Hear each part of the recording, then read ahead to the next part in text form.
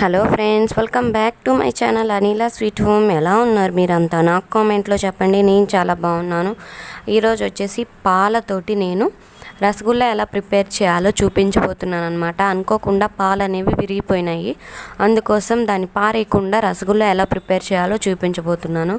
ఇలా విరిగిపోయిన పాలన్నిటిని కూడా మీరు పారబోయకుండా మంచిగా రసగుల్లా చేసుకోవచ్చు, ఇంకా పన్నీర్ చేసుకోవచ్చు, బోల్డ్ అని రెసిపీస్ చేసుకోవచ్చు అనమాట. ఓకే, ఇలా ఇరిగిపోయిన పాలన్నీ కూడా ఒక గిన్నె పెట్టుకోండి. దానిలో స్ట్రైనర్ పెట్టేసుకొని ఒక క్లాత్ వేసేసుకొని దానిలోకి ఈ విరిగిపోయిన పాలన్నీ కూడా పోసుకోండి. ఇలా పోసుకున్న తర్వాత వాటర్ అంతా కిందకి వెళ్ళిపోతుంది కదా, ఆ తర్వాత ఆ వాటర్ పారబోసేసి మళ్ళీ ఫ్రెష్ వాటర్ తోటి క్లీన్ చేసుకోండి. మీరు ట్యాప్ కింద పెట్టుకొనైనా క్లీన్ చేసుకోవచ్చు, మీ ఇష్టం. ఇలా క్లీన్ చేసేసుకున్న తర్వాత మొత్తం ఆ వాటర్ని పోయేటట్టుగా స్క్వీజ్ చేసుకోండి, మొత్తం పిండుకోండి అనమాట.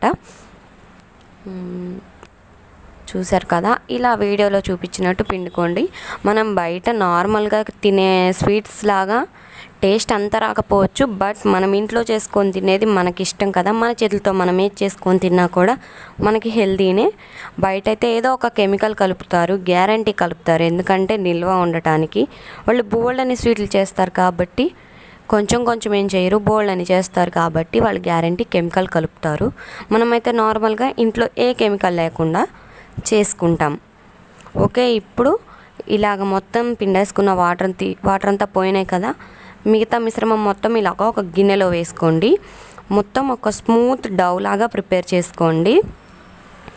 మనం గోధుమ పిండి కలిపితే స్మూత్గా ఉంటుంది కదా, స్మూత్గా కలుపుకోవాలంటాం కదా, అలాగా చెక్కలుగా ముక్కలుగా లేకుండా మొత్తం స్మూత్గా ఇలా ప్రెస్ చేసుకుంటూ కలుపుకోండి.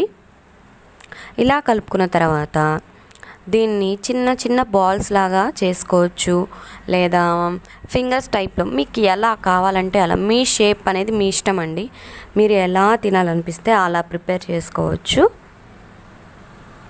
నేనైతే ఇలా ప్రిపేర్ చేసుకుంటున్నాను, నాకు ఇలా చిన్నగా ఉంటేనే ఇష్టం.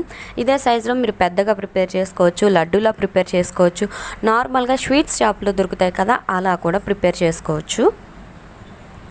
మొత్తం మనం మిశ్రమం మొత్తం ఇలాగ బాల్స్ చేసుకొని పెట్టుకోవాలన్నమాట. చాలా సింపుల్గా అయిపోతుందండి, తొందరగానే అయిపోతుంది, టైం కూడా పట్టదు. ఇలాగ ప్రిపేర్ చేసి పక్కన పెట్టేసుకోండి.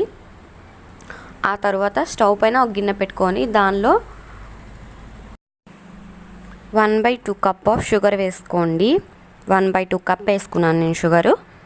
వేసుకున్నాక దానిలోకి అదే కప్ తోటి 3 కప్స్ ఆఫ్ వాటర్ వేసుకోండి.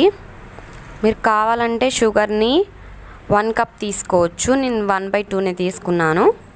మెజర్మెంట్ కప్ ఉంటుంది కదా, దాంతో తీసుకున్నాను. మీరు నార్మల్గా మీకు ఎలా నచ్చితే అలా తీసుకోండి, షుగర్ ఎక్కువ తింటే ఎక్కువ తీసుకోండి. ఇది మొత్తం షుగర్ అంతా కరిగిపోవాలన్నమాట.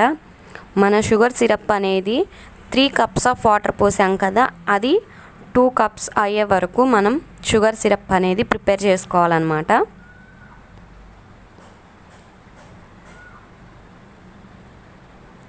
టేస్ట్ అయితే అదిరిపోతుందండి, ఒకసారి ట్రై చేయండి, ట్రై చేసి చూడండి ఎలా ఉంటుందో. ఇలాగ బాయిల్ అయ్యేటప్పుడు ముందుగా చూపించాను కదా యాలక్కాయలు, అవన్నీ ఇలాగ ముక్కలు చేసుకొని వేసేసుకోండి. యాలక్కాయ వేయటం వల్ల మంచి స్మెల్ అనేది ఉంటుంది. మీరు దీంట్లో కావాలంటే కలర్ వేసుకోవచ్చు, ఫుడ్ కలర్ ఉంటుంది కదా, అది వేసుకోవచ్చు. ఇప్పుడు ఇలా మరుగుతున్నప్పుడు దీనిలోకి మనం ముందుగా ప్రిపేర్ చేసి పెట్టుకున్న బాల్స్ అన్నీ వేసుకోండి. వేసేసుకున్న తర్వాత ఒక 10 మినిట్స్ మూత ఉంచేసేయండి దాని మీద.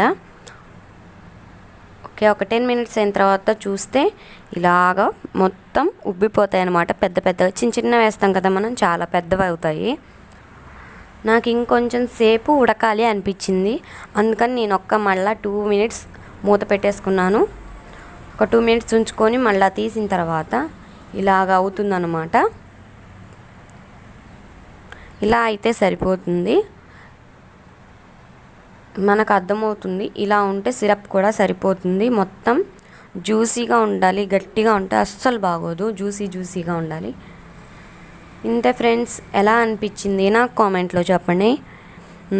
ఇంకా మీకు ఏ రెసిపీస్ కావాలో అనేది కూడా నాకు కామెంట్లో చెప్పండి. నచ్చితే షేర్ చేయండి అండ్ లైక్ చేయండి.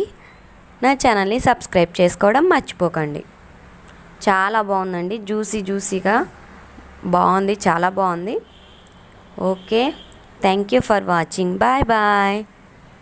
నేను మళ్ళీ కలుస్తాను నా నెక్స్ట్ వీడియోలో.